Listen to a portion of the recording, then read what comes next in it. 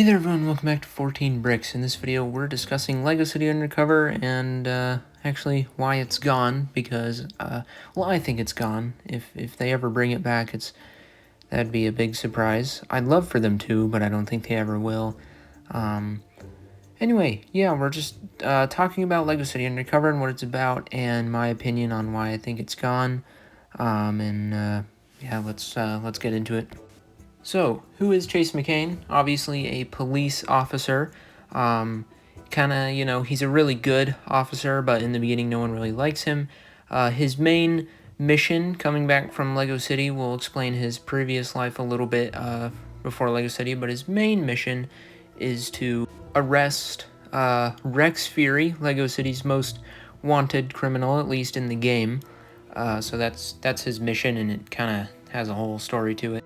Before we talk more about that, let's talk about the introduction of LEGO City Undercover. LEGO City Undercover was first introduced in 2013 with this game. This was the cover of it, I believe.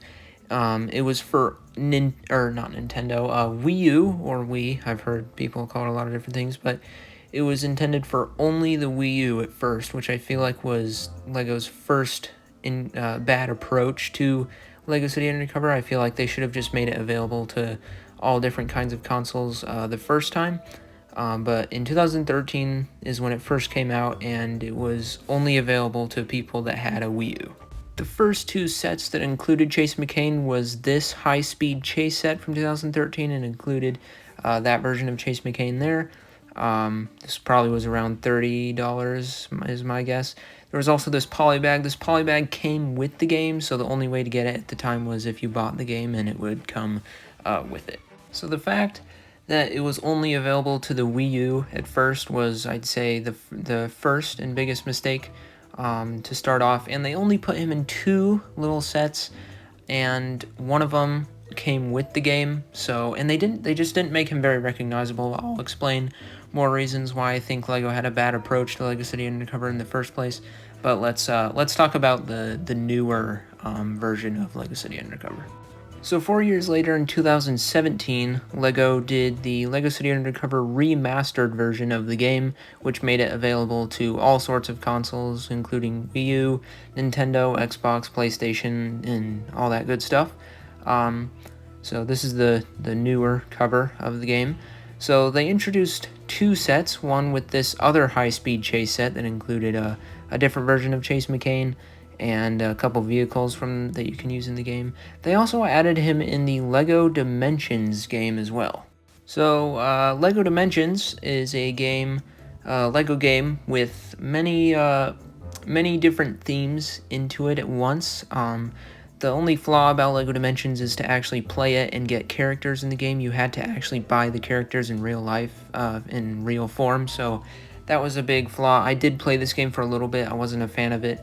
I do have the LEGO Dimensions Chase McCain pack, but them adding Chase McCain and LEGO City Undercover into LEGO Dimensions almost seems like an attempt to try and draw more attention to him, but it seems like they just didn't do enough or something.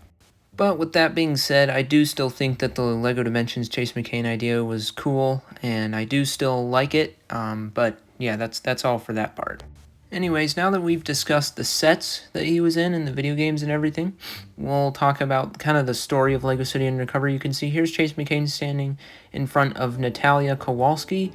I believe they kind of left everyone kind of not with much information on his time before he came to LEGO City in the game. From my understanding, he previously had a situation with Rex Fury, and a bunch of bad stuff happened, and then Natalia didn't like him anymore, and then now she does, obviously, but yeah. So the reason I feel like LEGO City Undercover was a very short-lived theme, obviously, like I said, mainly I don't think they did enough. To start off, LEGO City Undercover is very different from LEGO City. Let's take the LEGO Ninjago theme, for example. It's not called LEGO City Ninjago, it's just LEGO Ninjago, it's its own theme.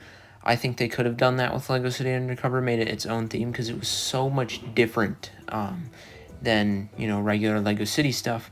And then the other reason is Duke Detain. a lot of people do like him. I'm not a fan of him. He's fine.